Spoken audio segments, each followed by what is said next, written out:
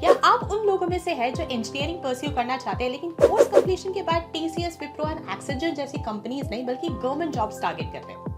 कौन से हैं वो टॉप गवर्नमेंट सेक्टर्स जिनमें आप एलिजिबल हो जाते हैं आफ्टर कंप्लीटिंग बीटेक? क्या रहती है इनकी एलिजिबिलिटी क्राइटेरिया एंड कितना स्टार्टिंग पैकेज आप एक्सपेक्ट कर सकते हैं? अगर आपके मन में भी ये सब सवाल है तो बिल्कुल सही वीडियो पे क्लिक किया आपने, क्योंकि आज हम डिस्कस करने वाले टॉप गवर्नमेंट सेक्टर्स जिनके लिए आप एलिजिबल हो जाते हैं after completing BTech. Hi everyone, मेरा नाम है हरिता। मैंने करी है बीटेक प्लस एमटेक एंड मेरा ये मिशन है कि मैं अपने इंजीनियरिंग के वास्ट एक्सपीरियंस के थ्रू आप सभी को गाइड कर सकूं। अगर आप चैनल पर नए हैं तो जल्दी से बेल आइकन दबाइए एंड चैनल को सब्सक्राइब कर लीजिए ताकि ऐसी अमेजिंग वीडियोस आपके पास आगे भी आती रहे। तो शुरू करते हैं आज का वीडियो।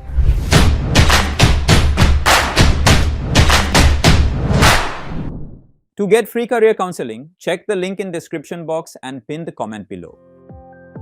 जितने भी स्टूडेंट्स ये वीडियो देख रहे हैं आप में से मेजॉरिटी स्टूडेंट्स वो होंगे जो स्पेसिफिकली गवर्नमेंट जॉब्स को टारगेट कर रहे हैं एज अ सीरियस ऑप्शन, लेकिन कुछ स्टूडेंट्स ऐसे भी होंगे जिन्होंने अभी फुली डिसाइड नहीं करा। तो आपके लिए सबसे पहले मैं लिस्ट डाउन करना चाहूंगी कि अगर आप इंजीनियरिंग के बाद गवर्नमेंट जॉब करते हैं तो उसके क्या बेनिफिट्स हैं। The first and the most important benefit is job security. जब आप कोई भी गवर्नमेंट सेक्टर एंटर करते हैं तो आपको मिलता है एक स्टेबल करियर। आपकी जो वर्क टाइमिंग्स होती है वो फिक्स्ड होती है, वर्क प्रेशर कम रहता है, हर साल एक स्टेडी ग्रोथ भी मिलता है। सेकंड बेनिफिट रहता है कि आपका जो पे होता है किसी भी गवर्नमेंट जॉब में वो काफी अच्छी होती है। इसी के साथ आपको मिलता है एक पेंशन प्लान भी जो आपकी रिटायरमेंट लाइफ काफी इजी बना देता है। थर्ड पॉइंट ये है कि आपका जो वर्क शेड्यूल होता है वो फिक्स्ड होता है एंड ओवर टाइम का कोई भी स्ट्रेस नहीं होता है। And last but not the least, government jobs में आपको मिलता है एक फिक्स्ड कैलेंडर ऑफ हॉलीडेज जिन्हें आप ले सकते हैं विदाउट टेकिंग एनीबॉडीज परमिशन। अब चलिए बात करते हैं उन टॉप गवर्नमेंट सेक्टर्स की जिनमें आप एलिजिबल हो जाते हैं after completing your BTech. So the first and most important sector जिसके बारे में हम बात करेंगे that is public sector undertakings, PSUs. PSUs Indian government के अंडर वर्क करता है majorly in the mining, telecommunications and energy departments. PSUs offer करते हैं बीटेक ग्रेजुएट्स के लिए excellent pay, job security and national level projects पर काम करने का मौका। स्टार्टिंग सैलरी की अगर बात करी जाए तो वो रेंज करता है between 6 LPA to 12 LPA and अगर एलिजिबिलिटी क्राइटेरिया की बात करी जाए तो हर एक PSU का अपना एक डिफरेंट एलिजिबिलिटी क्राइटेरिया होता है, लेकिन कुछ क्राइटेरिया जो सारे सेक्टर्स में सेम रहते हैं। सबसे पहला आपका रहता है एज लिमिट जो कि जनरल कैंडिडेट्स के लिए रहता है 21 to 27 years and SC/ST category candidates के लिए रहता है 21 to 30 years। सेकंड क्राइटेरिया है कि आपके पास एक बीटेक या बीई की डिग्री होनी चाहिए with at least 60% minimum aggregate. Final year students भी अप्लाई कर सकते हैं। थर्ड क्राइटेरिया रहता है एक अच्छे गेट स्कोर का। ज्यादातर PSU पोजीशंस के लिए एक वैलिड गेट स्कोर की रिक्वायरमेंट होती है, लेकिन कुछ ऐसे भी पोजीशंस है जिसके लिए इसकी रिक्वायरमेंट नहीं है, तो इसके लिए आप जो ऑफिशियल PSU की वेबसाइट है उसको चेक कर सकते हैं। अब बात करते हैं कौन से वो टॉप ऑर्गेनाइजेशंस जो हायर करते हैं under public sector undertakings. So they include BHEL, Bharat Heavy Electricals Limited, ONGC Oil and Natural Gas Corporation, IOCL Indian Oil Corporation Limited and NTPC National Thermal Power Corporation। अब बात करते हैं कि apply करना कैसे। So जैसे ही आपका gate 2025 का रजिस्ट्रेशन स्टार्ट हो जाता है उस प्रोसेस के बाद आप चेक कर सकते हैं PSUs की ऑफिशियल वेबसाइट, वहां पे इनके एप्लीकेशन फॉर्म्स जो है वो अपलोड होना स्टार्ट हो जाएंगे। सिलेक्शन प्रोसेस की अगर बात करी जाए तो सभी PSUs के जो एप्लीकेशन फॉर्म्स है वो आपको ऑनलाइन अवेलेबल होंगे।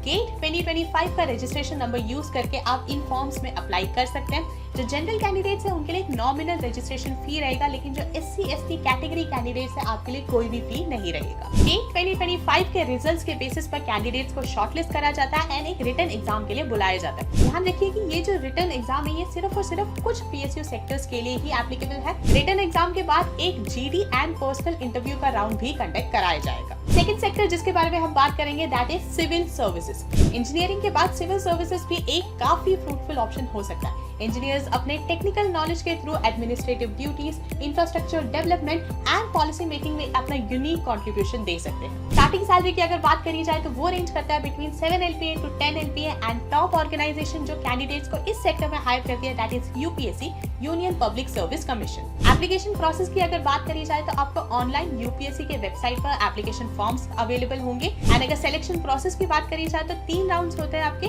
Preliminary exams, main exams and final interview. Third sector जिसके हम बात करेंगे दैट इज डिफेंस सर्विस।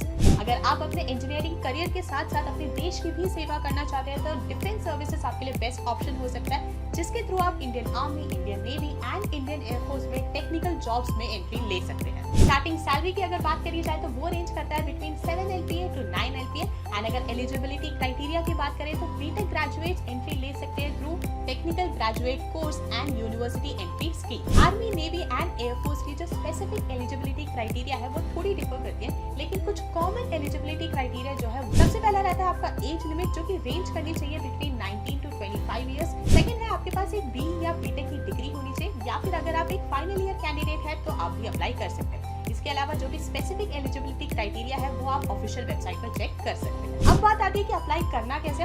तो आप अप्लाई कर सकते हैं on the official website of Indian armed forces, या फिर यूपीएससी या फिर सीडीएस एग्जाम यानी combined defence services exam. Application process के बाद जो सिलेक्शन प्रोसेस होता है उसमें 3 राउंड्स होते हैं, which includes your written exam, SSB interviews followed by a medical test. Fourth sector जिसके बारे में हम बात करेंगे that is research and development sector, जिसके थ्रू आप इंडिया के टॉप रिसर्च ऑर्गेनाइजेशंस में काम कर सकते हैं in projects such as satellite development, defence technology and ऐसे और भी कई नेशनल इंपॉर्टेंट प्रोजेक्ट्स पर। स्टार्टिंग सैलरी की अगर बात करी जाए तो वो 8 LPA प्लस रहता है एंड वेरी करता है आपके स्पेसिफिक पोजीशन एंड प्रोजेक्ट पर। टॉप ऑर्गेनाइजेशंस जिनके साथ आप काम कर सकते हैं in the R&D sector of India include DRDO, defence research and development organisations and ISRO, Indian space research organisation. Application process की अगर बात करी जाए तो वो वैकेंसीज पे डिपेंड करता है, जिसके लिए आपको ऑफिशियल वेबसाइट रेगुलरली चेक करते रहना होगा।